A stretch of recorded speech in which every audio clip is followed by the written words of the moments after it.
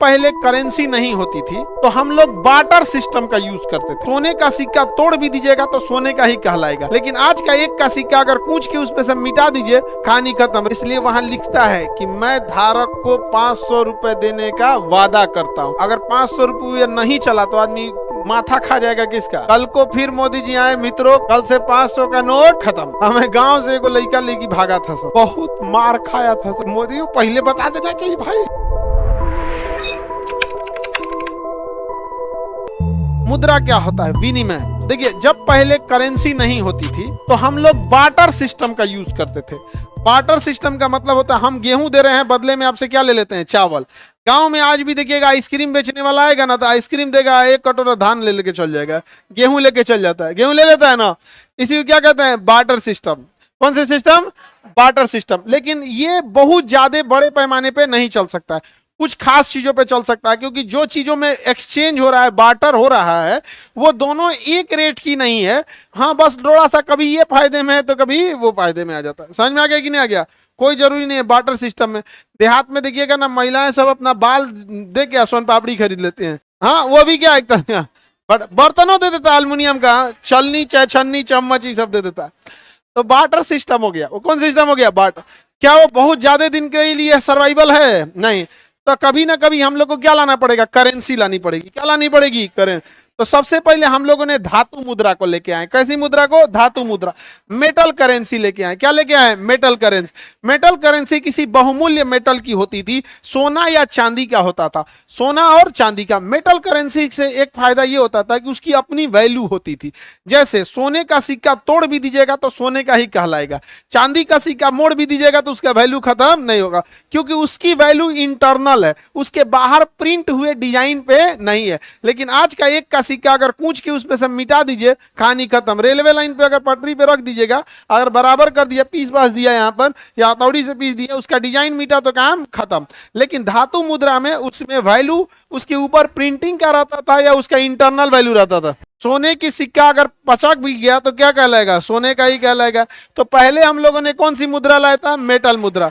तो क्वेश्चन आएगा, वह मुद्रा जिसके अंदर कोई ना कोई आंतरिक मूल्य छुपा होता है, क्या कहलाएगा? धातु मुद्रा। आंतरिक मूल्य है कि नहीं है? चांदी का पुराना सिक्का सोच रहा उससे ज्यादा अभी वैल्यू है, लेकिन 2000 का नोट का वैल्यू कुछ नहीं है, पुराना 500 का नोट का अभी कोई वैल्यू नहीं है। लेकिन आप गौर करेंगे मेटल मुद्रा का वैल्यू क्या है? बढ़ेगा, क्योंकि उसके अंदर क्या है? आंतरिक।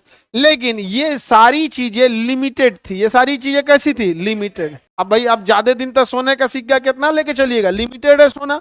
दूसरा, इसका मल्टीपल यूज है, गहना वगैरह बनाने के लिए क्या है? मल्टीपल यूज है सोने वगैरह का।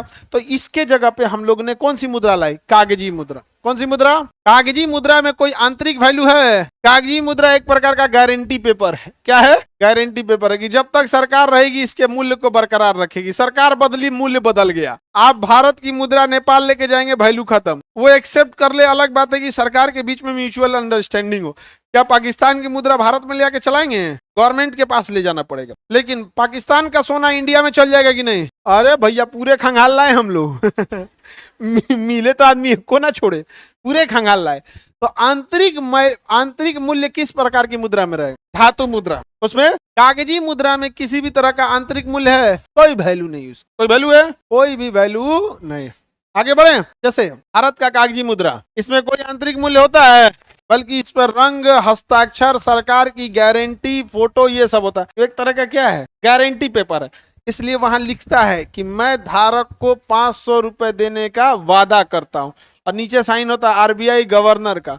अगर 500 रुपये नहीं चला तो आदमी माथा खा जाएगा। किसका? आरबीआई गवर्नर का। पूरा का पूरा माथा क्या हो जाएगा? खा जाएगा। आगे बढ़े, आगे बढ़ जाए बाबू। कागजी मुद्रा समझ में आ गया। अब कागजी दुनिया में अब कैसी मुद्रा चल रही है? पूरी दुनिया में कैसी मुद्रा चल रही है? कागजी मुद्रा चल रही है पूरी दुनिया में।